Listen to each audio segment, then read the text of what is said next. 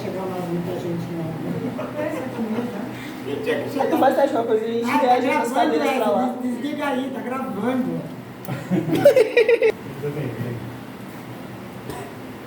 E nós vamos... Dessa matéria eu já dei o livro de vocês, né? Ah, sim, legal. Olha, gente, eu trouxe também o meu livro anterior, por quê? A próxima aula nós vamos ter com esse livro. Porque tem matéria que está ali que é preciso passar, mas foi tirado desse daqui. Então, nós vamos para a última unidade, a unidade 4. Depois nós vamos voltar na 3 a semana que vem, viu?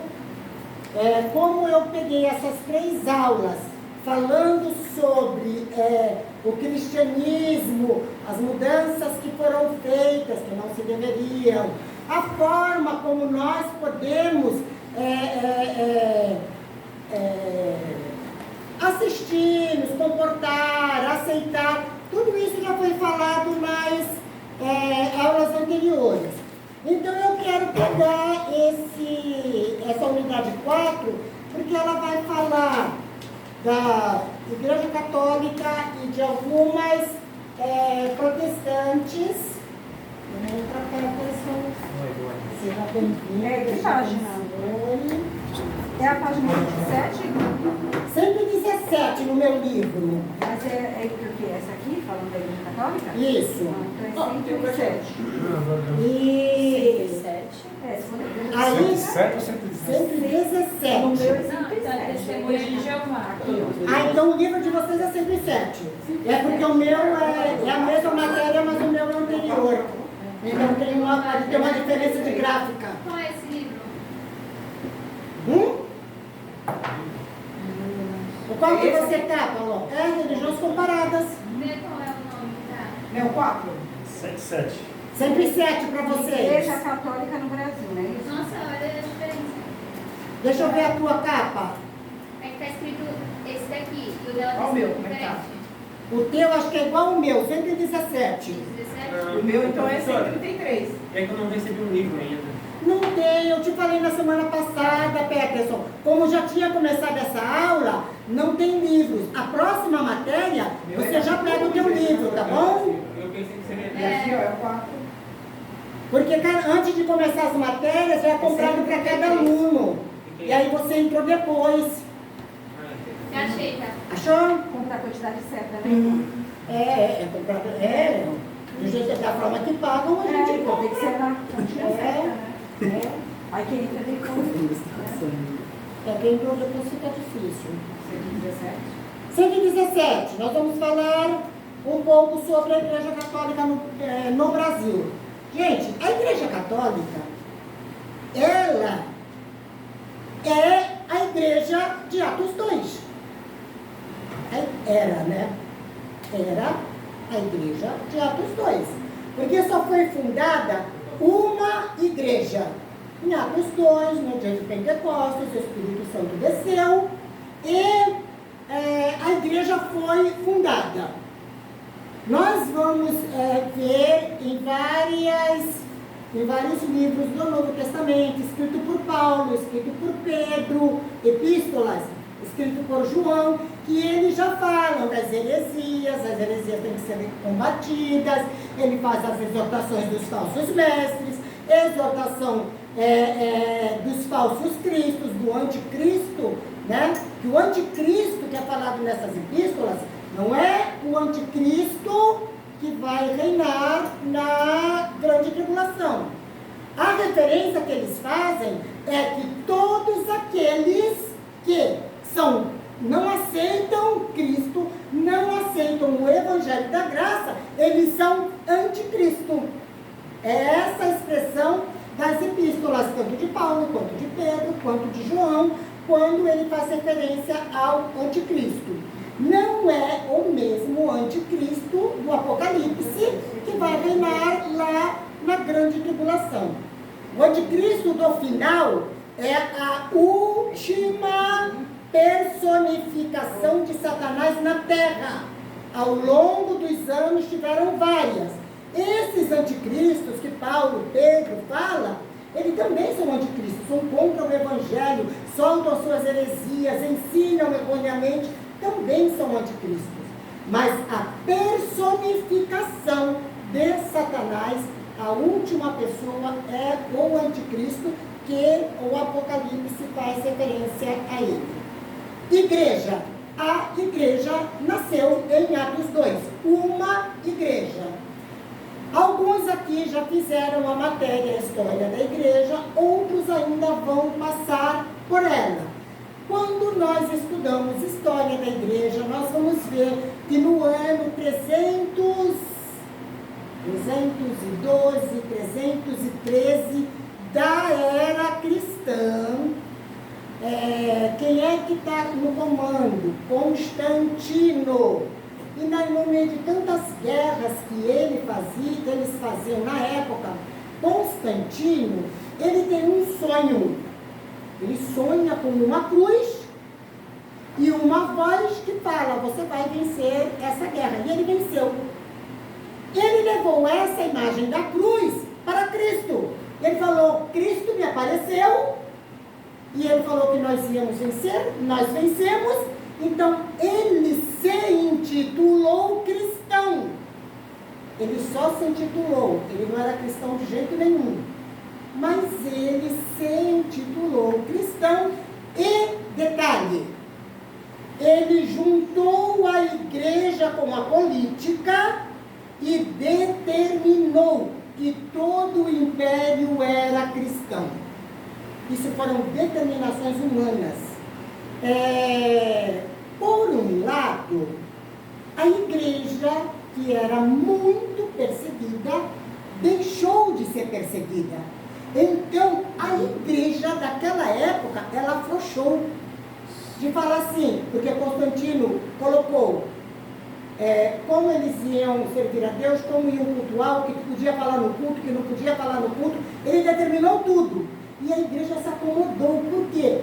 Porque estava cansada de ser perseguida. Esse Império Romano, que você se refere a isso? Ou não? Era o Império Romano ainda. Como essa igreja apostólica. Era o Império. Então, não existe apostólica romana. Não, isso também. Não, porque, gente, Sempre ouvi esse termo, cara. igreja foi fundada em Atos 2 pelos apóstolos. Mas os apóstolos estavam aonde? Em Jerusalém. Em Jerusalém. Os apóstolos eram o quê? Judeus. E que negócio de apostólica romana? Na verdade, não tem como se contradiz. Caramba, nossa, eu tinha... Não tem sentido, né? Para vocês verem que tudo são títulos.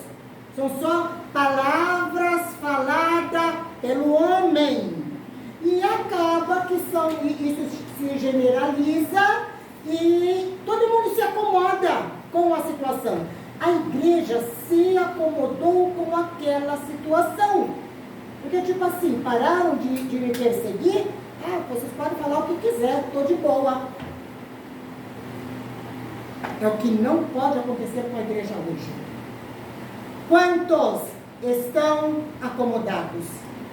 Estão falando na igreja agora, pode isso, pode aquilo outro, pode fazer isso, pode fazer aquilo, faz isso para atrair as crianças, faz aquilo para atrair adolescentes, faz aquilo para atrair jovens, e todo mundo está aceitando e se acomodando. Legal, olha, boa estratégia, está na Bíblia? Então, a resposta todo mundo já sabe que é não. Podemos lutar contra o sistema? Também não. Também não. O que é importante, gente? É nós estarmos aqui e aprendermos a verdade da palavra de Deus. Por quê? Porque nós podemos estar no meio deles e não ser como eles. Glória a Deus. Essa é a questão. A igreja que vai ser arrebatada é uma igreja que vai sair de dentro de uma igreja.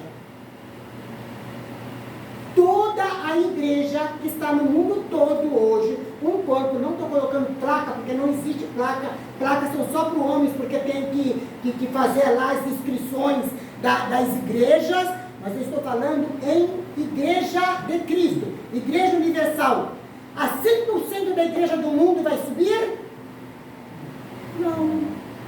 Infelizmente, não. Por quê? Porque tem muita gente dentro da igreja que não está servindo a Deus fielmente, de coração, que só está na igreja porque tem medo do inferno, porque tem medo do capeta. Então fala assim, eu não quero ir para o inferno, então eu vou ficar aqui. Mas aí fica aqui e não vive conforme a palavra. Não adiantou nada. Não adiantou nada. Em cima do muro, né? Se ficar em cima do muro, o muro é do diabo. Então, fica em cima do muro. O muro não é de Deus. É. Então a coisa fica difícil. Melhor escorregar.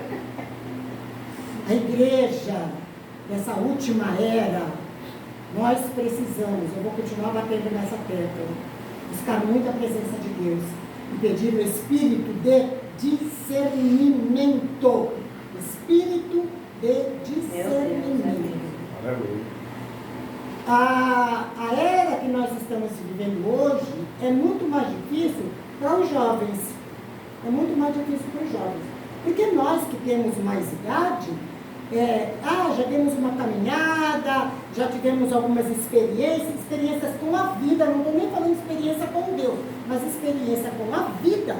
Então a gente fala assim, não, estou de pé aqui, estou plantado, estou entendendo, eu vou continuar. Mas para os jovens, o mundo oferece muita coisa. Muita coisa. A mesa que o capeta colocou, está servindo, é farta. É verdade. É farta. O que foi que nós vimos, o que é que nós lemos em Gênesis 2? Gênesis capítulo 2. Gênesis 3. Que fala da queda do homem. Gênesis 3. Gênesis 3 vai falar da queda do homem. A serpente vinha visitar Adão e Eva. Não era só Eva não, o Adão também. O Adão sempre estava perto da Eva. É que a amizade era com a mulher. A amizade era com a mulher.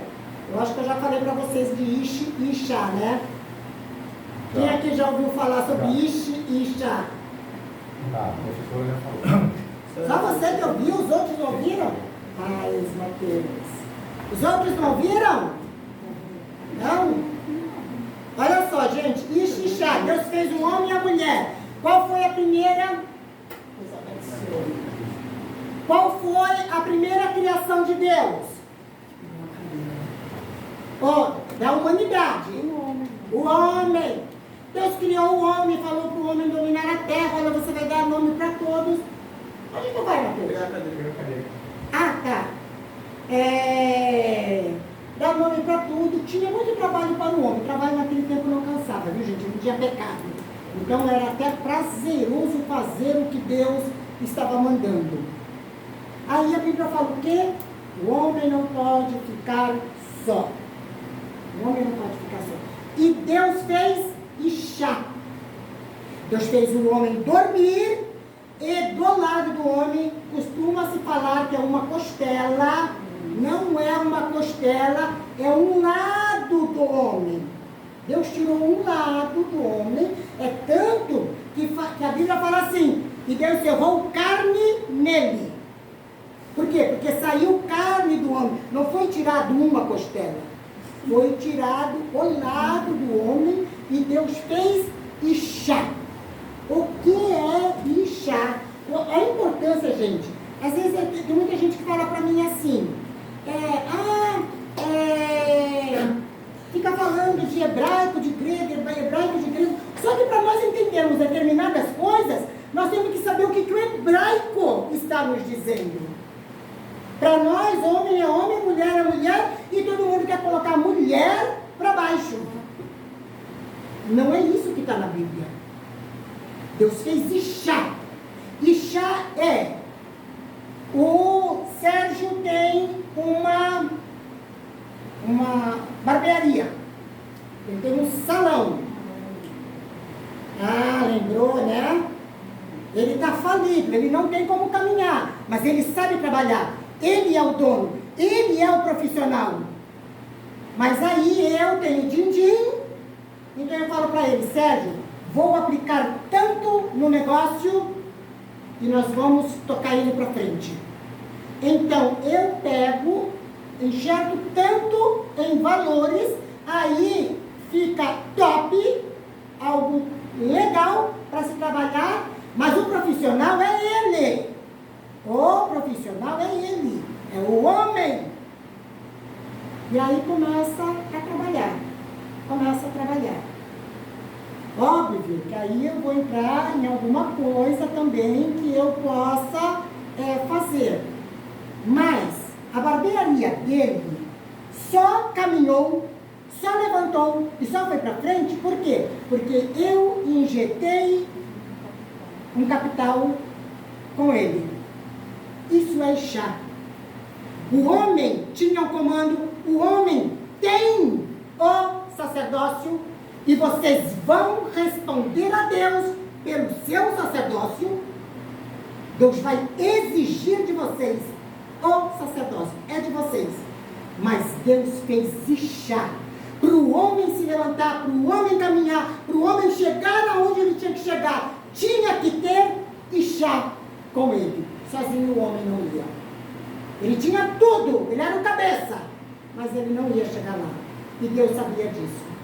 Então Deus faz o homem, Deus dá as ordens para o homem, olha, você vai dominar sobre tudo o que está na terra. Mas aí, quando o homem já está caminhando, deu nome para todos os animais, nossa, todos os animais têm uma fêmea com ele, caramba, eu estou sozinho. Deus já sabia. O homem tinha que reconhecer, aí Deus fala assim, peraí, não fiz o homem para viver só. Agora eu vou dar para você chá. É o que vai fazer a humanidade caminhar para frente. Entenderam? Sim. Isso é chá. Nenhuma mulher é insignificante. Nenhuma. E homem que abrir a boca para dizer isso, vai responder diante de Deus. Vai responder diante de Deus. Vamos nos lembrar de todas as nossas palavras. Nós vamos responder naquele dia. Paulo fala o dia que Deus há de revelar o segredo do coração dos homens. Vai ser aquele dia. Então, lá no Éden, aí a serpente fica rodeando até que ela conseguiu ludibriar, eles comeram a fruta, o pecado nasceu. O que Deus fala para a serpente? A primeira condenação foi a da serpente. A primeira sentença foi a da serpente. O que Deus falou? Porém, inimizade entre ti e a mulher. Se Deus falou que ia colocar uma inimizade, é sinal que tinha uma amizade. Tinha uma amizade. Então, eu sempre digo para vocês que não foi na primeira investida da serpente que Eva errou. Não foi. A serpente ficou tentando com a própria palavra de Deus. Não foi assim que Deus disse? E ela voltava lá no dia seguinte, amiguinha, sorridente, e falava assim, mas não foi assim que Deus disse? Falava de forma, usava a palavra de Deus de forma que ele queria usar. Não da forma como Deus falara. O diabo faz isso até hoje, gente. Ele não mudou a estratégia. Ele pega a palavra de Deus e ele vem ludibriando o ouvido da humanidade, lubridiando o ouvido dos crentes. Para quê? Para enganar. E quantos de nós não caímos na conversa dele? Na conversa fiada dele? Caímos, muitas vezes caímos. Parece que é certo, mas não é certo. Parece que é, mas não é. O diabo usa as mesmas estratégias. E nós temos hoje, gente, igreja do século XXI. A gente precisa abrir os olhos, a gente precisa de discernimento, porque o diabo está usando a mesma estratégia. A mesma estratégia. Ele se faz de amiguinho de todos nós. Ele se faz de amiguinho de todos nós. Sabe aquele que às vezes chega em você, bate no teu ombro, diz que é teu amigo? Ele não quer nada com Jesus. Ele trabalha com você, ele estuda com você, ele é teu vizinho. Ele não quer nada com Jesus. Mas ele fica lá, ele bate a mãozinha no ombro, sou teu amigo, vamos conversar. Gente, uma mínima conversa contrária, uma mínima palavra contrária do diabo transtorna todo o nosso modo de pensar. Porque de tanto a serpente falar sobre a fruta para Eva, Eva chegou ao ponto que ela olhou, os olhos dela já estavam vendo diferente, não tinha pecado ainda, hein, gente? Mas ela já estava enxergando diferente. Não é que aquela fruta é bonita mesmo, não é que ela é diferente, era uma fruta igualzinha às outras. A fruta do conhecimento do bem e do mal não tinha segredo nenhum, gente. Não era uma fruta específica, era uma fruta comum e a Bíblia cita ela. Se nós lermos com atenção. O que é que fala lá em Gênesis 3? Fala de uma árvore. Hã? Fala alto, eu não escuto. Figueira. A Bíblia revela qual era a árvore. A figueira. Era um fruto. Hã? Quem fala que é maçã é porque não lê Bíblia. Mas chegou o ponto de ela olhar e ela falou assim, nossa, mas não é que é muito bonita mesmo? Nossa, aquilo aí deve ser uma delícia. E eu imagino até que ela ficou com água na boca. Acho que ela já dormia e acordava já pensando. Para você ver, gente, não tinha o pecado ainda. Mas a palavra repetida, fazendo de conta que era a palavra de Deus, fez Eva e Adão pecarem. Se o diabo fez isso onde não tinha pecado, o que ele vai fazer no século XXI? Pensa. Pensa. E a igreja precisa o quê? Gente, oração, discernimento, Espírito Santo de Deus me dá discernimento. Espírito Santo de Deus me dá discernimento. Me dá discernimento. É tudo que nós precisamos para os dias atuais. Essa igreja, que foi fundada em Atos 2, quando ela passa essa fase de Constantino, ela se acomoda. Eu falo assim, eu não quero nem saber o que pode pregar mais lá.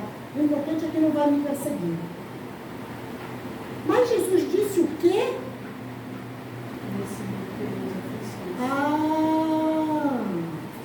Nesse mundo tereis aflições. Como é que a gente quer se livrar das aflições? Vamos aceitar qualquer coisa? Vamos engolir qualquer coisa? Porque não queremos passar por tribulação. A vida do cristão não é assim. E olha, gente, cada vez que nós somos tentados, que nós somos provados, que nós somos provados, é sinal que tem algo de nós em nós que o diabo quer roubar. Porque quem é, todo mundo já foi criança aqui, gente. Quem é que joga, que vai mexer com uma árvore, vai jogar pedra, ou vai pegar um bambu, vai bater na folhagem, se não tiver fruta nenhuma? Nós, cristãos, ou seja, o inimigo, ele nosso pensamento, ele é Deus, ele escuta o que a gente fala, no meu pensamento. Aí ele escuta alguém lá de fora, fala, não, vou investir na professora Abigail, vamos ficar de olho nela. É muito sábio, tem um ensinamento bom. Aí o que o inimigo escutando, o que ele vai querer fazer? Vai querer afrontar a senhora, querer colocar a senhora para baixo, colocar pessoas que estão com a brecha aberta para querer desafiar a senhora, até mesmo da família. E assim acontece com a gente. A gente tem que ter discernimento da palavra e perseverar, orar, porque Deus é o nosso advogado. E, por outro lado, uma linha de pensamento bom, correto. E, por outro lado, ele também vai tentar cada um de vocês. Por quê? Porque vocês vão sair daqui pensando, nossa, mas a irmã Abigail falou isso. Mas a irmã Abigail ensinou isso. O que ele vai fazer? Ele vai distorcer. Ele vai distorcer. Mesmo que não seja, gente, através de pessoas. Mas o diabo, ele vai se fazer de amigo de vocês. Nem que for por pensamento. Vai trazer pensamento e você vai falar assim, tá. Então não era daquele jeito que foi falado. Eu entendi. É assim. Porque ele joga setas. Marcelo falou em algo muito importante. O diabo trabalha naquilo que sai da nossa boca. Porque ele não é onisciente. Só Deus é onisciente. A Bíblia fala que antes que venha uma palavra em nossa boca, Deus já sabe. O diabo não vai saber nunca. Se eu não abrir a boca e falar, o diabo não vai saber nunca. Então, ele joga seta e ele fica assim. Fica mirando nos olhos, viu, gente? Por quê? Porque ele joga seta. Se o Serginho mover um músculo do rosto, ele fala assim, pegou. Ele vai lá e joga outra. Aí ele vai complementando. Cada expressão que ele vê na nossa face, ele só vai pensar assim, eu estou ganhando. E aí ele vai continuar jogando seta. Ele não sabe o que está no nosso pensamento. Mas ele pode tentar o que é que vai passar na nossa mente. E aí depende de nós se nós vamos estar atentos ou não. Por quê? Porque pode passar assim um pensamento na nossa mente, porque nós somos seres humanos, gente. Nós somos seres humanos, quantos pensamentos não pode passar na nossa cabeça? O que a gente tem que fazer? É repreender em nome de Jesus. E orar também, né, professora, para santificar os nossos pensamentos. Sim, se revestir da armadura espiritual. A Bíblia, ela traz todas as coordenadas de como que nós temos que fazer. O capítulo que eu coloquei ontem no Momento Revelado, eu não sei quantos viram, também não vou perguntar, ninguém precisa responder, mas eu coloquei. No Momento Revelado, terminamos Deuteronômio e entramos em Josué. Josué é o livro das batalhas. É o livro das batalhas. Então, eu coloquei todo esse início do livro de Josué, eu fiz a menção do livro, falei das batalhas, e já foi junto a batalha espiritual do crente, a armadura espiritual. Tá lá um monte de texto lá no celular, porque eu mandei tudo essa madrugada. Então,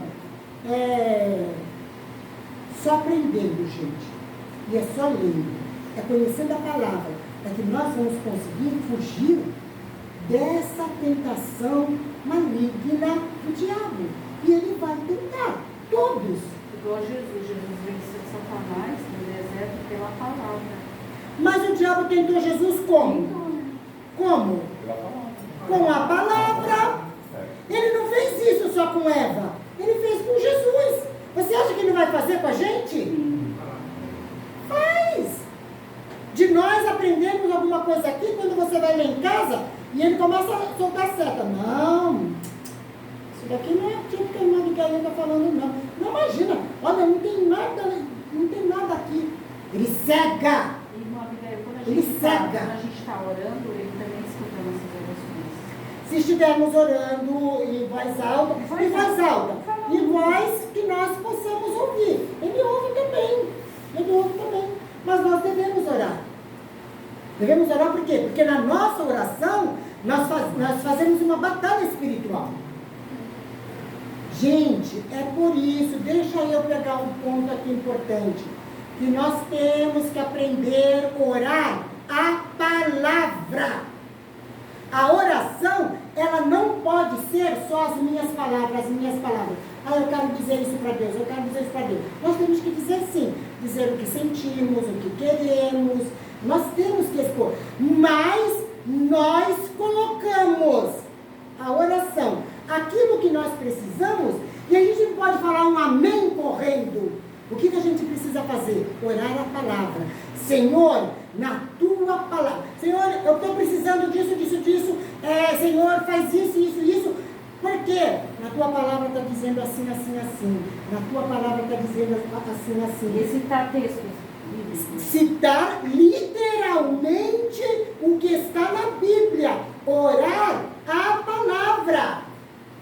Se nós não soubermos, mas eu não sei o Salmo 46 de cor, como que eu vou fazer? Gente, não tem problema, dobra o joelho lá, abre o Salmo 46 e pode ler a palavra, pode orar com a palavra.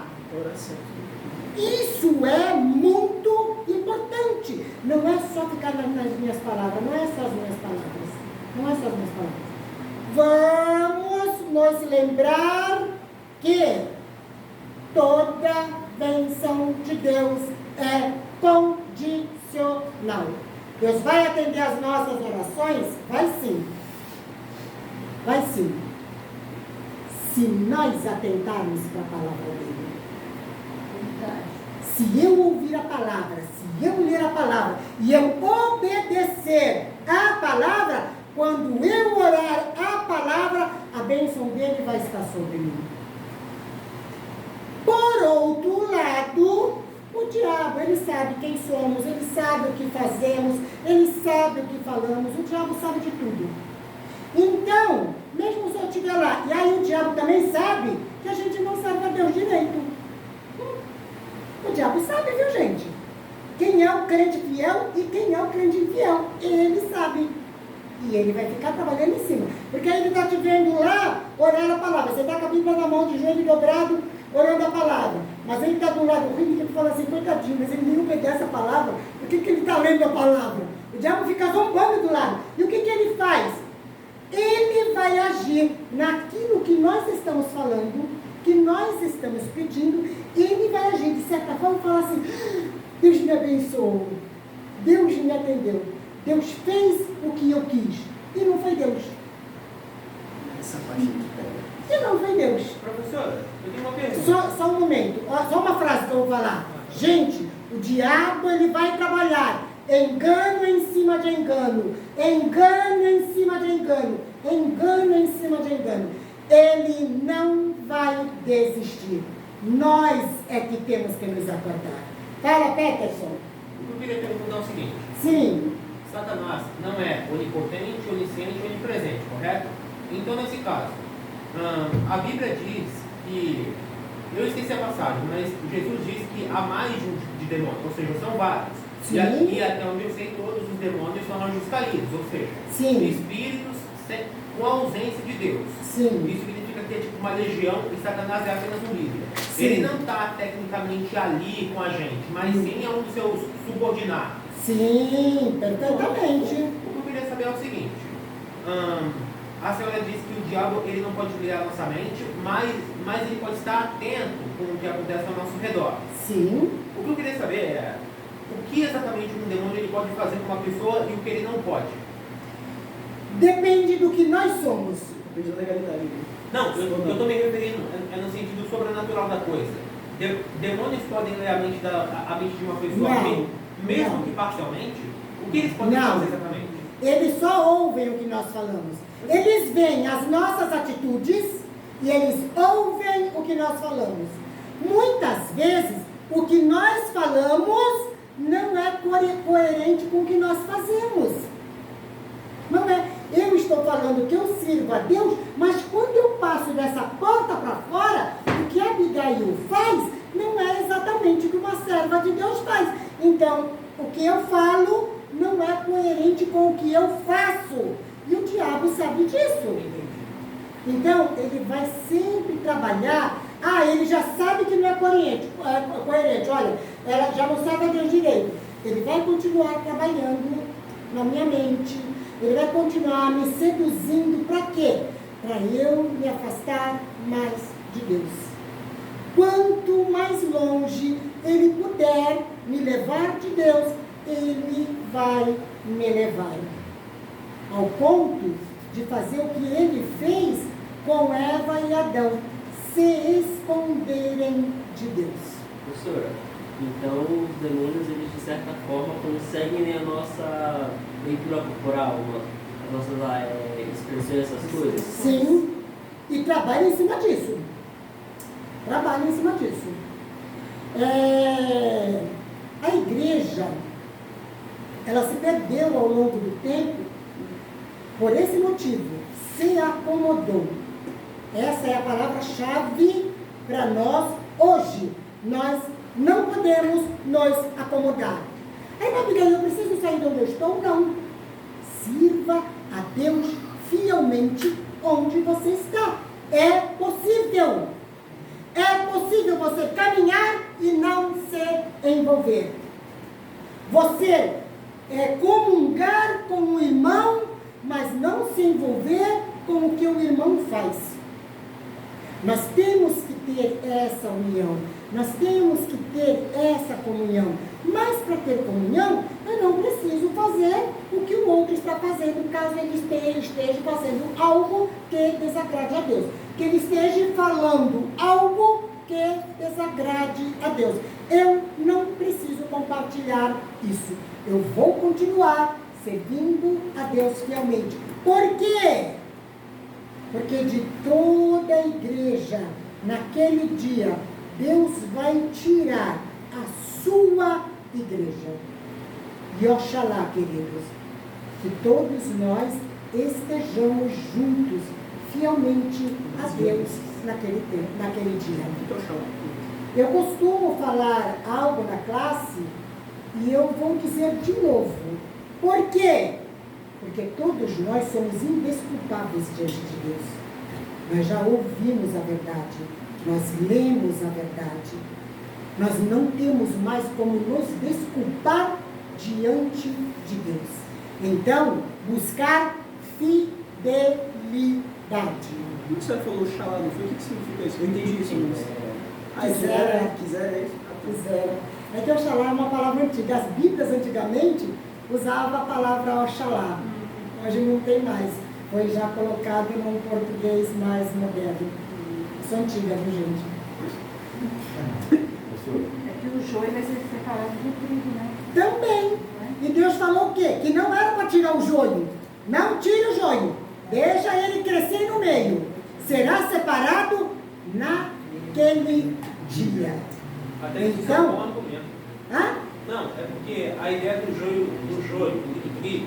Uma vez eu estava num debate com um amigo meu que é ateu, e ele estava falando aquele velho argumento do por que Deus permite o mal? E aí, ao invés de explicar aquela ideia de mal, ausência, bem, presença, eu apresentei a passagem do joio e do trigo. Se Deus fizesse alguma coisa contra as pessoas ruins, ele em algum ponto teria que atacar as pessoas boas que fazem parte das pessoas ruins ou que ficam perto delas de alguma maneira.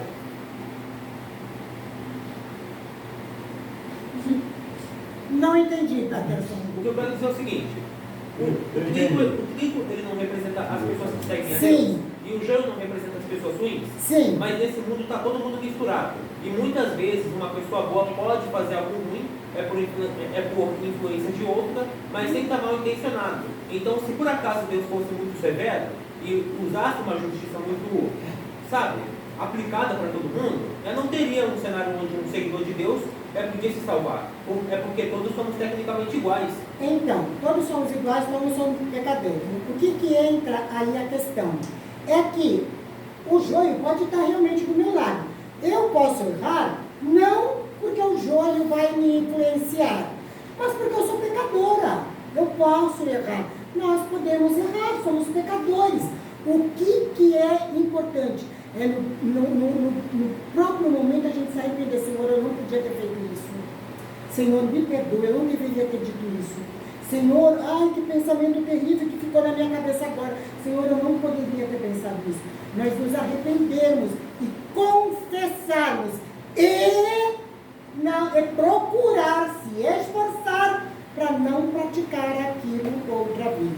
Porque, gente, nossos pecados foram todos carregados por Cristo. Cristo, Ele pagou todos os pecados. Eu não sei com quantos anos eu vou morrer, eu não sei quantos anos eu ainda vou viver, eu não sei se eu vou ser arrebatado, eu não sei. Eu sei do agora que eu estou aqui. Mas, até o último dia que eu estiver na terra, o Senhor carregou meus pecados. Ah, então agora eu posso fazer o que eu quiser, porque Deus carregou os meus pecados? Não. Quem pensar dessa forma, literalmente não está salvo, gente. Corre para aceitar Jesus de novo e viver para o Senhor, porque não está salvo. Corre quanto tempo. A gente não sabe quando é que vai morrer. Por quê? Porque o verdadeiro salvo, o pecado incomoda. Nunca vai se acomodar no pecado. Não vai parar e falar assim, é só um pouquinho, deixa eu fazer. É só um pouquinho, deixa eu ir. Gente, cuidado com esse tipo de coisas. Por quê? Porque o verdadeiro salvo, com o nome escrito no livro da vida, não aceita o pecado em si. Porque o Espírito Santo vai incomodar. Eu não, mesmo que aos meus olhos não pareça errado, o Espírito Santo vai incomodar. Você não deveria ter feito isso. Você não deveria ter pensado nisso. Ou sabe aquela coisa que a gente faz? Aí toda hora bate na nossa mente. Aí a gente fica incomodado. Aí daqui a pouco bate na nossa mente de novo. Quando algo estiver te incomodando, para. E tenha um tempo com Deus. Reflita o que foi feito. Reflita o que foi falado. Por quê? Porque muito certo de ser o Espírito Santo de Deus te incomodando. Gente, vamos rejeitar o pecado. Se a gente aceitar o pecado, não estamos salvos. Não estamos salvos. E tem muita gente dentro da igreja se enganando, hein? Se enganando. Porque crente não é crente. Eu tenho muitas amizades, né, com várias pessoas, e aí elas vêm, pessoas de dentro da igreja mesmo, vêm às vezes conversar comigo e falam de certas coisas que acontecem. E aí eu bato na Bíblia, né, falo assim, ó, é isso e isso, você tem que fazer desse jeito. Eu acho que as pessoas chegam a ficar com raiva de mim, porque eu falo a verdade, e depois não falam mais comigo. Falei, eu vou falar a verdade. Lógico, cada um vai responder diante de Deus. Aí, Mas se ela nega, ela presta conta E depois. detalhe, quem está perto, ao lado, se não falar a verdade, Deus vai cobrar. Porque se você vê um colega que anda contigo do trabalho, ou da escola, ou vizinho, ou sei lá quem, da comunidade, você está vendo que está errando. Você tem que levar a verdade à pessoa. Você tem que levar a verdade para a pessoa. Por quê? A pessoa tem que reconhecer. Ela não precisa aceitar. É diferente. Aceitar é uma opção dela. É uma escolha dela. Mas nós temos que falar. Por quê? Porque disso também nós vamos ser cobrados. Senhor, coisa rápida, dentro disso que você está falando. Certa vez eu estava no meu curso O técnico. Gilvan tinha pedido a palavra primeiro. Ah, desculpa, pode falar, não, pode falar. Deixa ele falar. Não, tu já está aí 3 anos, você levantando a mão. Pode falar, ele já está aqui 3 anos. Não, assim, lá na firma, a gente conversando na hora do almoço, né? A gente entrou no assunto de religião, né? E aí tem os senhores lá e começaram a falar, não, que. Aí falando do candomblé, dessas coisas, aí falando que temos uns espíritos da esquerda que faz o bem, né? Aí eu falei para ele, rapaz, vocês estão enganados. Aí a gente conversou com ele, não, eu expliquei um pouco, né? Aí eles ficaram meio assim, mas. Porque esses espíritos do mal é justamente esses anjos caídos, não são? Eu sou enganador. Enganador, né? Como é que eles vão fazer as coisas boas? Não tem como. Eles fazem de conta. Faz de conta que, né? Faz de conta. Eu estou acabando de falar que dependendo da vida que eu tenho, porque o diabo vê se ele sabe se eu sou fiel a Deus ou não, dependendo a oração que sair da minha boca, ele pode dar um jeito de fazer aquilo que eu estou pedindo. E aí eu estou achando que eu estou sendo abençoada. Deus está me respondendo. E não é Deus. E não é Deus. Nós precisamos de discernimento, viver corretos diante de Deus. A igreja, ela se perdeu, né? Na comodidade, ela se perdeu. A partir de Constantino para frente, a igreja, ela foi só se acomodando, se acomodando, se acomodando. Para quem gosta de assistir aqueles filmes épicos, filmes de tempo dos reis, a gente vai ver que junto com o rei estava sempre a igreja católica. Eles caminhavam juntos. Teve uma época que era o Papa que ungia os reis. Eles caminhavam junto. Por quê? Isso aconteceu desde a época de Constantino. Eles foram caminhando junto. Só que a igreja se perdeu. A igreja se perdeu. E uma igreja continuou até que, em 1517, um monge, um padre, lendo a Bíblia à luz de vela, ele entendeu a justificação pela fé. E Deus levantou ele como um dos reformadores da época. E Deus trouxe a igreja para o eixo.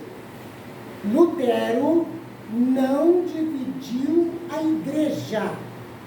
Ele quis expor para a igreja o que ele tinha entendido da palavra. E de pronto, antes de ele abrir a boca, já cortaram ele. Cortaram ele. E ele teve que fugir, ele teve que se esconder. E aí a vida de Lutero não foi mais a mesma coisa. A igreja também não. Por quê? Porque era algo que Deus estava fazendo. Ele tirou uma igreja de dentro da igreja. Esse assunto nós vamos entrar nos próximos momentos e nas próximas aulas também. Porque aí teve várias ramificações. Eu vou colocar no grupo uma tabela que eu tenho desde a reforma, aonde eles foram se dividindo, aonde eles foram se espalhando, as igrejas que foram sendo abertas. Porque aí entrou Calvino, entrou Armínio, um fala uma coisa, outro fala outra, eu não concordo com tu, eu também não concordo com tu. Cada um foi dentro da sua linha de ensinamento. Todos estavam certos, não 100%, mas também não estava errado em 100%. Tinha coisa que um falava aqui que o outro estava falando errado. Mas tinha coisa que esse estava falando certo e que esse estava falando errado. O homem sempre vai errar. Principalmente isso começou lá atrás. Por quê? Porque não tinha uma Bíblia. A Bíblia estava sendo, o cânon bíblico estava sendo montado. Então, havia muitas divergências. Hoje, se vocês ouvirem alguém dizer e falar assim, a Bíblia é de diversas... Como é que eles falam? Interpretações. De diversas interpretações, não é não. Só tem uma. Só tem uma interpretação. E quem nos concede ela é o Espírito Santo de Deus. É o Espírito Santo de Deus. Vocês lembram dos crentes de Bereia? Eles estavam ouvindo Paulo, o apóstolo Paulo. Mas quando eles chegavam em casa, eles pegavam os rolos, eles iam para os rolos. Eles também não tinham Bíblia. Carregar e abrir um monte de rolos naquele tempo era muito difícil. Não é a mesma facilidade que nós temos hoje para pegar a Bíblia e abrir e ler. Hoje está facinho para nós. Não era fácil para eles. Mas eles chegavam em casa, iam atrás dos rolos, iam abrir os rolos e iam ler os rolos para quê? Para ver se tudo que Paulo falou estava correto. Quantos aqui fazem isso hoje? Quantos fazem isso hoje? Todos nós ouvimos uma mensagem ontem, porque todos nós estávamos na igreja ontem. Nós chegamos em casa, nós fomos conferir se o que nós ouvimos estava correto, de acordo com a palavra de Deus. Nós fizemos isso? Não.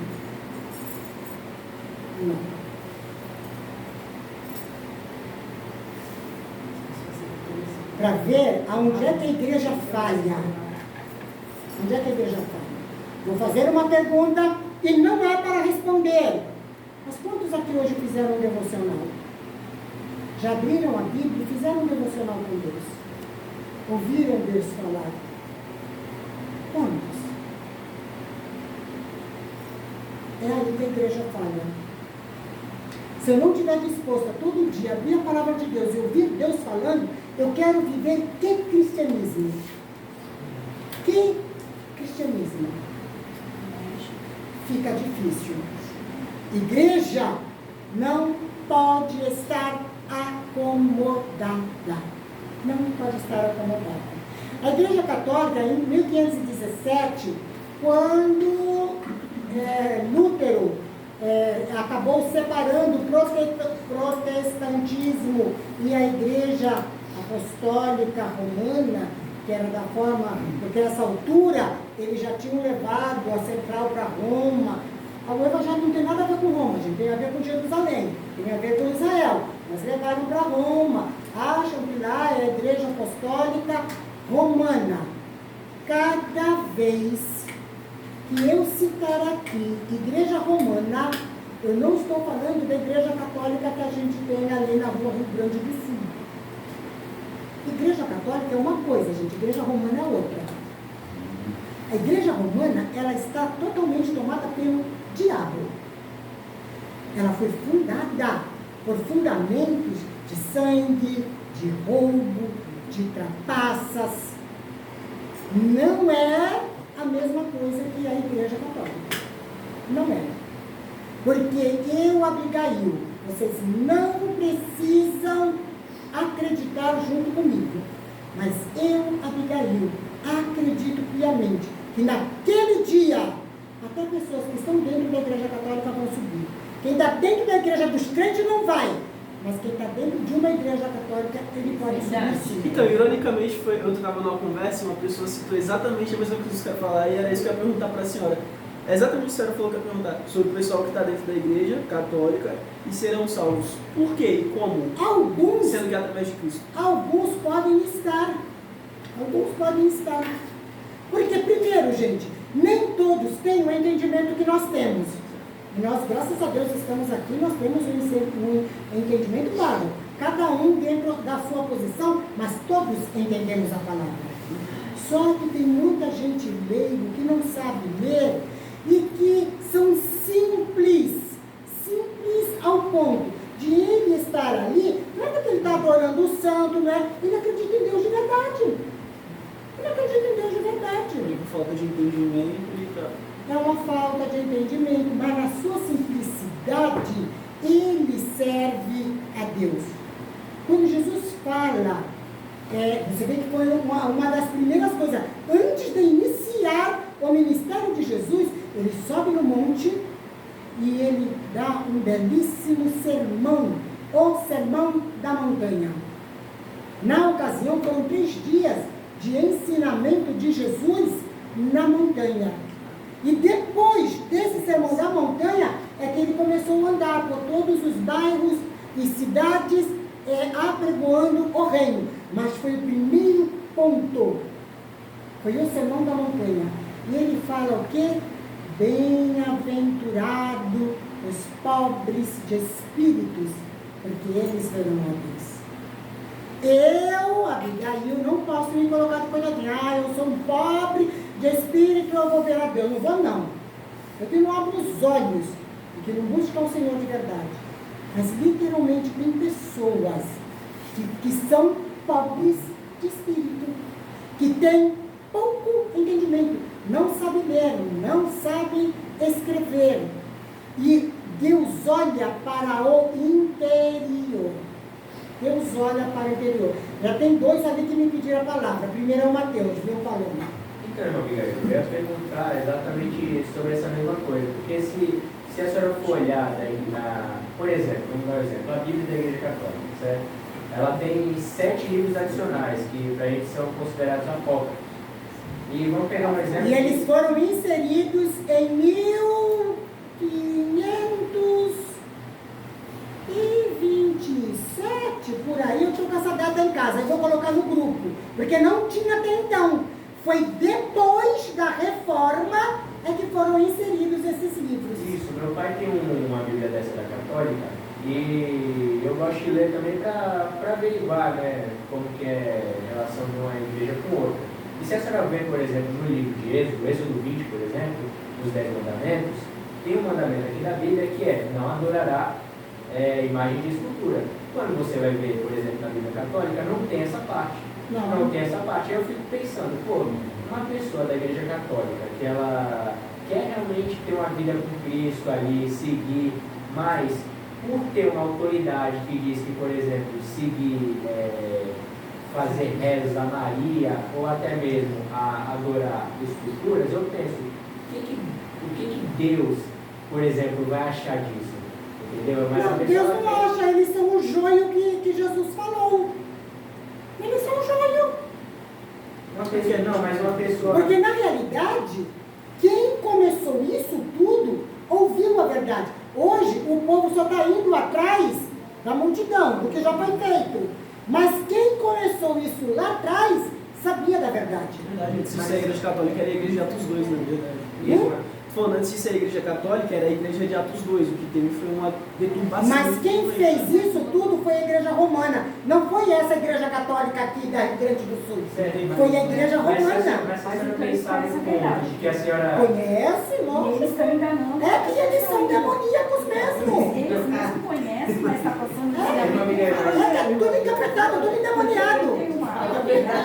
Eu tenho, Mateus, eu vou colocar no grupo também. Eu tenho um link que eu ensinei isso em escatologia, que mostra os 10 mandamentos e o que foi tirado, o que Deus mandou e o que foi tirado daqui. Porque eles tiraram um e de um eles fizeram 2, que era para dar 10 de novo. Mas é diferente daquilo que Deus determinou em Êxodo 20. Pode ficar atento no grupo, porque eu vou postar isso no grupo. Mas o que eu queria saber em relação a essa pergunta a senhora citou em relação aos leigos, assim, certo? É desse tipo de pessoa realmente que eu estou falando, dos leigos, que eles realmente querem ter uma vida com Cristo, mas eles não sabem realmente a verdade, entendeu? Eles estão ali, pensam que aquilo é certo. Deus pode salvar uma pessoa dessa? Sim. Mas fazendo porque tem pessoas que estão lá dentro e elas oram a Deus com fé, de verdade. De verdade. Mesmo praticando aquelas coisas que para nós seria errado, a gente tem que errar. Mas eu vou te falar, Mateus, que uma boa parte hoje, até a própria Igreja Católica, hoje já não tem, se vocês prestarem atenção, não tem mais tantos santos dentro da igreja. Esse dia eu passei, tava o pessoal você louvando, encontrar um santo hoje dentro da igreja. Eu passei uma vez ali em frente, o pessoal tava com violão, cantando, parece que louvando até dentro, tava até com porque nos anos 2000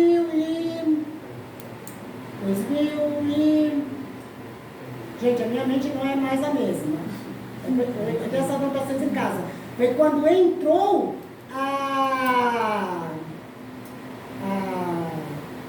peraí, gente, eu acho que isso está no livro. Movimento carismático. Isso está no livro. Olha, página 120. Movimento notável também entre os católicos é o chamado movimento carismático. É exatamente esse daí, que surge em 1960 nos Estados Unidos e desemboca no Brasil lá nos anos 2000 e tanto, chegou aqui no Brasil e isso foi tomado o movimento carismático. Mas isso é o quê? Gente, ação demoníaca de engano, espíritos de engano. Porque, tadinho do meu pai, uma vez, quando começou esse movimento, ele chegou para mim e falou assim: ai, Abigail, como Deus é bom, olha, agora tem os católicos que cantam os hinos que a gente canta, eu falei, que isso, pai, misericórdia, assim, de Cristo. Porque no entendimento que ele tinha, ele achava assim, ficamos todos iguais, e não ficamos. Eu estou falando que o diabo, ele quer ser amigo. Então ele vai fazer qualquer coisa para quê? Para nos enganar. para enganar os que estão lá. Já assim, nós somos todos iguais agora. Eu estava ontem contando uma experiência para o meu filho. Alguns anos atrás, eu evangelizava, eu estava afastada da igreja, mas eu nunca parei de falar de Jesus, né? Então eu evangelizava essa que era a minha sócia. Nós trabalhávamos na sociedade, eu estava sempre falando de Jesus para ela, sempre falando de Jesus para ela. Ela gostava muito de jogo e ela perdeu tudo que ela tinha no jogo e ela morreu sem nada por causa do jogo. Então eu estava sempre falando com ela, sempre conversando com ela, sempre conversando com ela. Mesmo afastada da igreja, eu sempre fui dizimista, gente. Eu nunca deixei de ser dizimista. Então o que eu fazia? Eu separava o dízimo, levava na casa da minha mãe e falava assim, minha mãe, a senhora foi pro culto, entrega o meu dízimo. Nunca deixamos de ser, porque a gente conhece a verdade. A verdade que está dentro de nós, ninguém rouba. E então ela ficava no jogo e eu ia conversando com ela, inclusive falando sobre o dízimo e a oferta. E aí ela falou um dia para mim assim, eu vou acreditar no teu Jesus se você aprender sobre o meu Meixo-sama. Que para eles, é da igreja messiânica, para eles o Messias é Meixo-sama. Aí eu falei para ela, eu vou. Tu vai, amiga. Eu falei, vou. Eu trabalhava em Santos, morava em Santos também, no canal, entre o canal 4 e o canal 5. Saía do serviço, ia lá para Pedro Lessa, para a igreja messiânica. Fiz o cursinho deles completo, inteirinho. Para nós, chega num certo ponto que é o batismo. Né? Para eles, é a consagração do uricari. Se recebe um medalhão, mais ou menos assim, que tem que usar por dentro, nunca pode ficar por fora, não pode tirar hora nenhuma, você só tira aquilo para tomar banho e acabou, coloca correndo. Dorme tudo, não pode tirar. O que representa? Representa a presença de Deus, a visão deles? Aquilo era um pacto que eles faziam. Então eu fiz o curso todo, mas quando chegou no uricário, eu por aqui, sou besta, eu conheci a verdade. Aí eu falei para ela, já fui assistir, entendi tudinho o que vocês falam. Aí ela virou para mim e falou assim, mas você não recebeu o uricário. Eu falei, tá pensando que eu vou fazer o quê? Eu vou me consagrar quem? Eu conheço o Deus verdadeiro. É o Deus que eu estou te apresentando. Ela nunca quis o meu Jesus. Ela nunca quis o meu Jesus. Mas também não me converteu ao que ela queria. Não é indiferença, é apenas ódio. Hã? Não é indiferença, é apenas ódio. Normalmente, quando eu vou debater com um ateísta na internet, no mundo real, eu percebo que eles falam mal das escrituras não porque não faz sentido, ou desinformação, desconhecimento, não. É apenas por ódio mesmo. Eles têm medo do fato de que existe um Deus que pode julgar a moral deles. Então, a ausência de religião vira a religião de ausência. Eles passam a cultuar a falta de um Deus. E eles ficam com raiva de quem acredita. E aí eles passam as zombarias. Antes eles eram contra o fanatismo religioso, mas criam religião em cima da própria ausência de Deus. Quem é ateísta de verdade é esse desagnóstico. E o mesmo vale para outras crenças. Isso é verdade mesmo. Isso é verdade. E aí a Igreja Católica, depois dessa divisão, eles continuaram com a mesma prática. Lutero, ele abriu o que a igreja era. Vocês estão vendendo salvação, vocês estão vendendo lugar no céu, e a salvação é pela graça, através da fé. Tem que ser pela fé em Jesus. E eles continuaram com as mesmas práticas, porque para eles tudo tem isso daqui, gente. Din-din.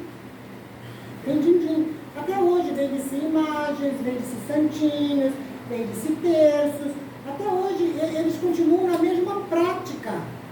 Das igrejas, as igrejas romanas lá para fora, as ortodoxas, elas ainda têm os santos. Ou aquelas igrejas específicas, que é a igreja de São Pedro, a igreja de São Expedito. Tem umas igrejas que são específicas. Então essas ainda mantêm o santo deles lá dentro. Mas no geral não se vê mais santos. Mas a oração, o rogo deles continua da mesma maneira. Porque tem, para eles, são expedidos santos das causas urgentes. São Judas Tadeu é santo das causas impossíveis. Santo Antônio todo mundo sabe, é o casamenteiro, né? São Jorge é proteção, São José é trabalho. Tem lá o santo que cuida dos pescadores. Gente, tem santo para tudo que é jeito. Então, por quê? Porque eles, o que eles não entendem é que eles levam um intermediário para chegar diante de Deus. E nós não precisamos de intermediário. Quem é o nosso intermediário? Jesus. É debaixo do sangue dele, é debaixo da cobertura dele que nós estamos, que nós vivemos. O que foi que eu acabei de falar? Ele carregou todos os nossos pecados. Os meus olhos têm que estar nele. Então, Senhor, eu errei, me perdoa. Espírito Santo. Atos 2, quando a igreja foi fundada, o Espírito Santo desceu e ficou. Para quê? Para nos preparar. É o Espírito Santo que me prepara para o dia de Cristo. É o Espírito Santo que te prepara para o dia de Cristo. Então, nós temos que... Como é que nós oramos? Começamos a oração, porque eu vejo muita gente orar errado, viu, gente? E como vejo? Porque nós começamos a oração a Deus Pai. Aí você pode se referir como você quiser. Soberano Deus, maravilhoso Pai. Você pode adorar ao Senhor da forma como você quiser. Mas nós começamos a oração ao Pai. Pai amado, Deus maravilhoso, muito obrigado pela vida. E aí você vai transcorrendo a sua oração. Aí você tem que, olha, o nosso dia, eu tenho que apresentar o meu dia pela manhã. Espírito Santo de Deus, toma o meu dia, me dirige, guarda os meus lábios, cuida da minha mente. Espírito Santo me transforma, Espírito Santo me ajuda a viver a palavra de Deus. Aí eu orei, e aí eu vou terminar a oração, em nome de Jesus, amém. Nós iniciamos a Deus, pedimos ajuda e o auxílio do Espírito Santo, porque Ele ficou para ajudar a igreja. E nós terminamos a oração em nome de Jesus. Tem gente que fala assim, em nome do Pai, do Filho e do Espírito Santo. Não disse nada, gente. Não disse nada. Jesus ensinou como orar. E não é que nós temos que ficar repetindo a oração do Pai Nosso. Não é. A oração do Pai Nosso é um modelo.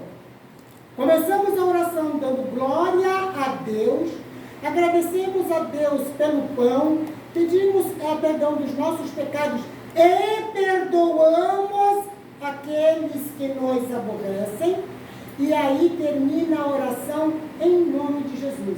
Aquela oração do Pai Nosso não é para ficar recitando aquela reza do Pai Nosso. É o modelo da oração. É o conteúdo que tem que estar dentro da nossa oração. Amém? Amém. A Igreja Católica acabou fazendo rezas disso. Ele repete a mesma coisa, repete. Chega para o padre, confessa o pecado, você vai rezar 10 Ave Maria, 50 Pai Nosso, e a pessoa fica lá com aquela continha, rezando.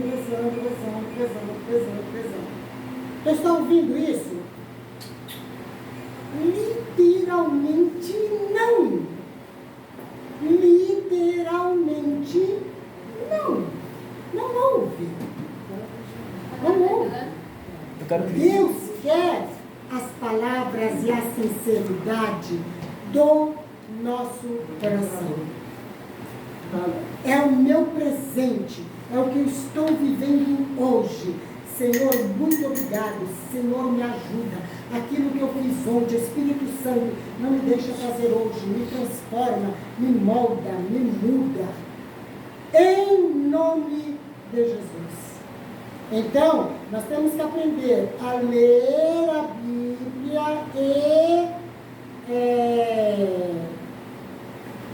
saber viver a palavra.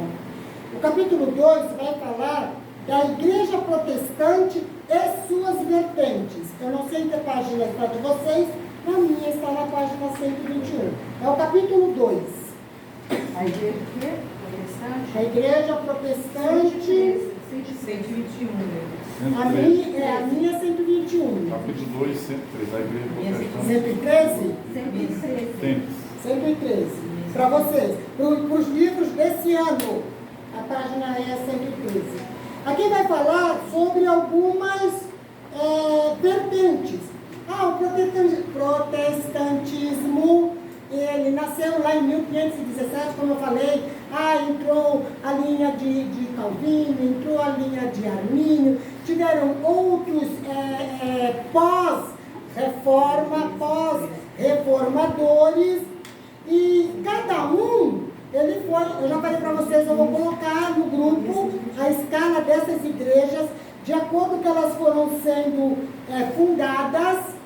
Por quê? Porque quando chegava para ir para tal país, olha, aqui mas a gente não concorda com isso, não concorda com isso. Então, fizeram lá a Wesleyana. E dessa forma foram fundando outras igrejas.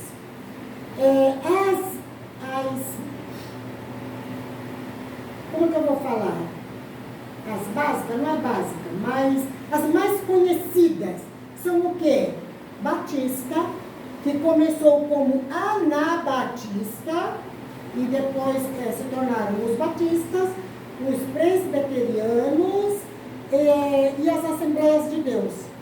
Acabaram se tornando igrejas fundamentais, principalmente para nós aqui no Brasil. Essas 3 igrejas, elas são fundamentais. Eu cobrei a vida toda dos meus filhos, porque eles cresceram, foi cada um do seu quadrado. Eu sempre cobrei deles. Sirvam a Deus em igreja de raiz. Sirvam a Deus em igreja de raiz. A única igreja certa é a que vai para o céu? Não, mas ela é de raiz. Ela não é feita na emoção, ela não é montada no oba-oba. E não é montada da forma como é montada hoje nos dias atuais. Porque hoje a pessoa dobra o joelho, ora, aí levanta e fala assim, Deus mandou eu abrir uma igreja. Só acho que é empresa, né?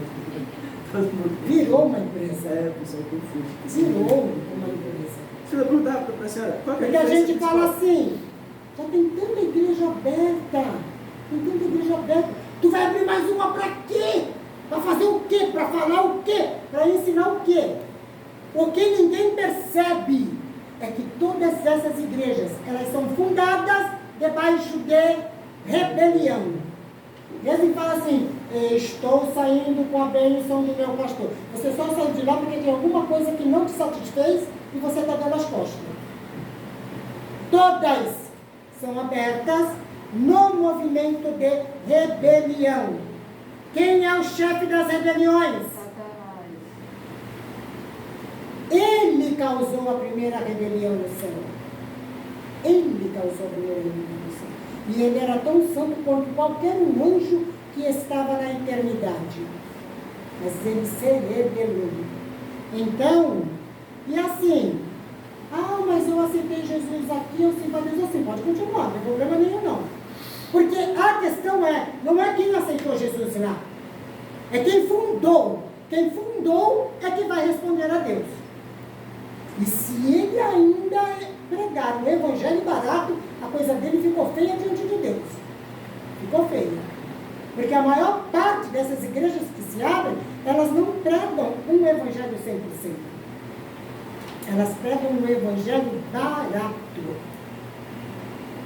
E aí, eu acredito piamente que aqueles que são de Deus mesmo, Deus acaba tirando e trazendo para o meio do seu povo. No meio dessas igrejas neopentecostais, que são essas que barateiam o Evangelho, surgiu nos anos 1998, 2000, o que é conhecido como o Evangelho da prosperidade. Ah, porque crente não pode ser pobre. Ah, porque crente não pode ficar doente. Ah, você está em pecado. Você ficou doente porque você está em pecado. Você está desempregado porque você está em pecado. Gente, nós vivemos no mundo físico. O servo mais fiel a Deus pode ficar desempregado. Pode ficar doente. Nós vivemos num corpo físico. E o nosso físico pode sofrer de qualquer coisa. Deus não falou que nós íamos aceitar Jesus e Ele ia nos colocar numa redoma de vidro. Onde que está isso na Bíblia? Não está. Não está. Por quê? Nós somos iguais a qualquer um. A diferença é como nós vamos passar no meio dessa situação. Aí tem que ser diferente daquele que está lá no mundo. Por quê? Porque se eu estou desempregado, eu tenho que dar glória a Deus. Muito obrigado, Senhor. Ah, eu não tenho isso. Muito obrigado, Senhor. Ah, o aluguel ficou caro, Senhor. Muito obrigado, Senhor. Gente, está passando dificuldade, está dando glória a Deus. Está sofrendo, está dando glória a Deus. Está sentindo dor, está dando glória a Deus. O crente passa assim. O crente passa assim. É como nós enfrentamos as circunstâncias que vai denotar quem eu sou para Deus.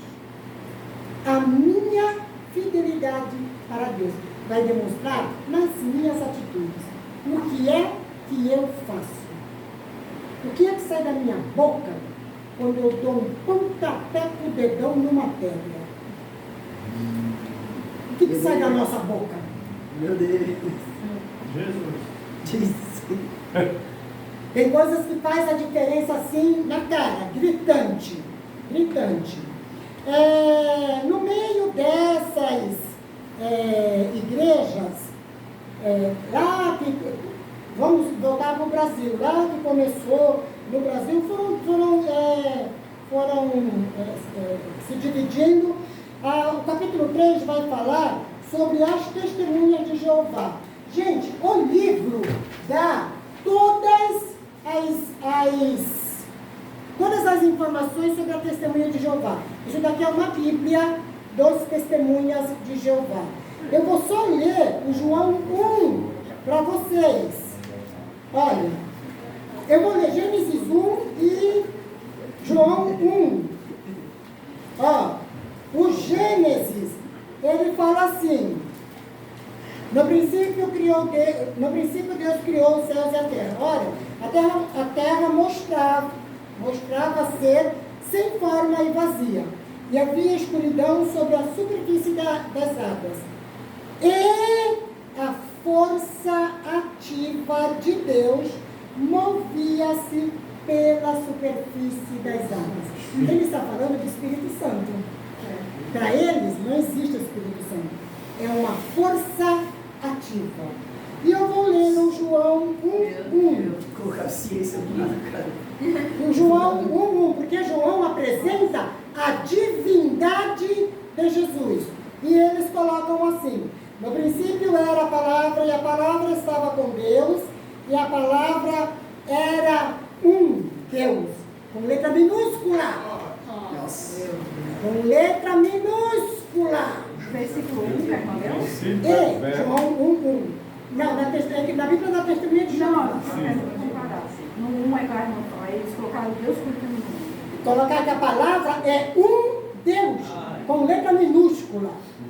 E todas as partes que eles vêm falando, eles só falam Jeová, Jeová, Jeová. Porque para eles, Deus só é Jeová. Jesus é apenas um profeta. Ele foi um homem de Deus, mas ele é apenas um profeta de Deus. O capítulo 4 vai falar da igreja de Jesus Cristo dos santos dos últimos dias. O livro também dá todas as informações sobre esta seita. Na página, na minha, eles não reconhecem também Trindade, viu, gente? Eles só reconhecem Deus. O meu está na página 135, está falando assim, olha, em 1805, nasce quem? Joseph Smith.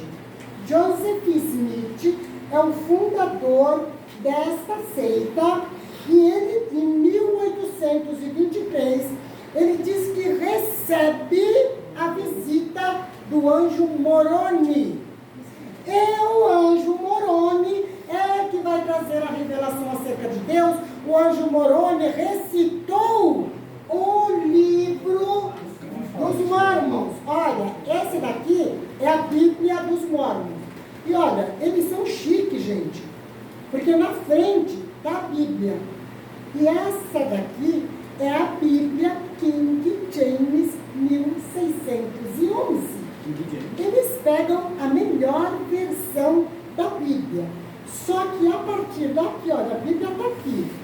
Daqui para cá está o livro dos Mormons, que o anjo Moroni revelou para Joseph Smith.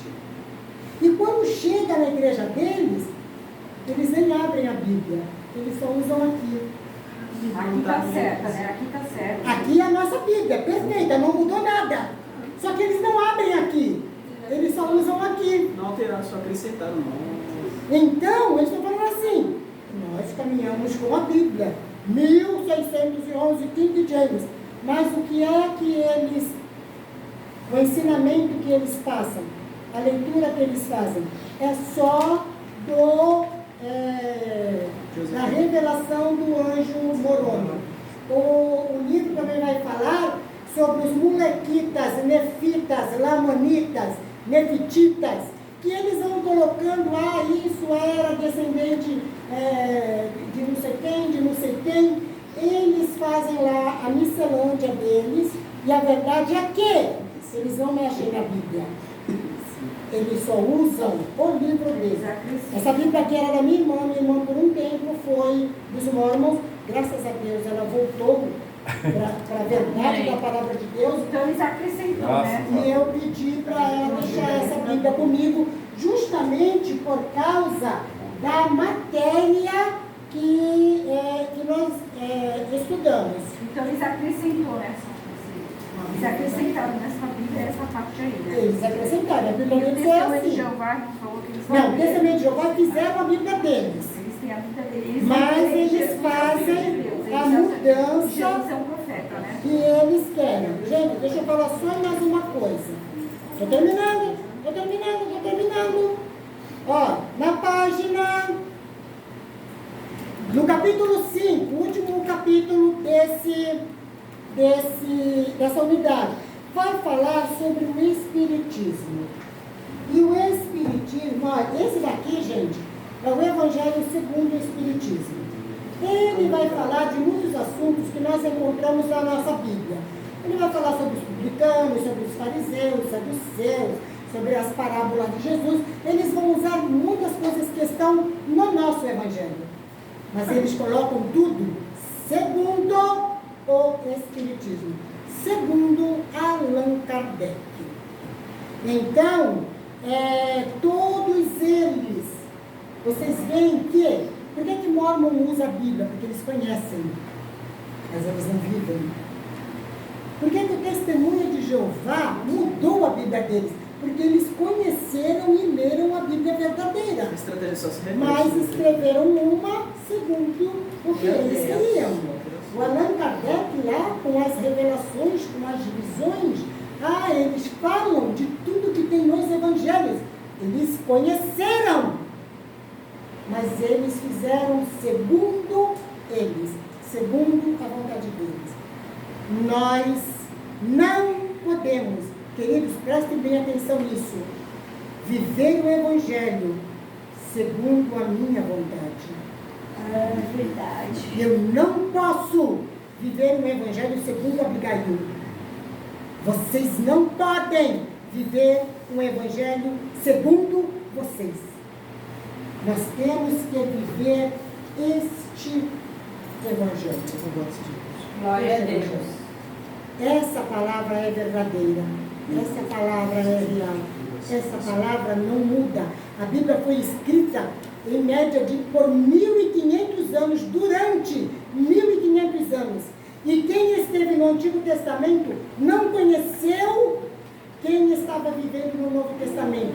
E ela não tem erro. Por quê? Porque o autor é um só. Quem falou no Antigo Testamento, falou no Novo Testamento. A palavra de Deus é a mesma. Não vivamos o Evangelho segundo nós mesmos. Vamos viver a palavra de Deus. Amém? A semana que vem nós vamos ouvir falar sobre algumas seitas. E depois, a última aula, nós vamos entrar nas igrejas pseudo-cristãs. Muitas igrejas que hoje nós temos como igrejas sérias, igrejas evangélicas, elas não são. Elas são pseudo-cristãs. E nós vamos aprender sobre elas. Amém? Vou colocar alguns atalhos. Encerrou agora? Não. Está falando que eu vou voltar atrás. Vamos orar, gente?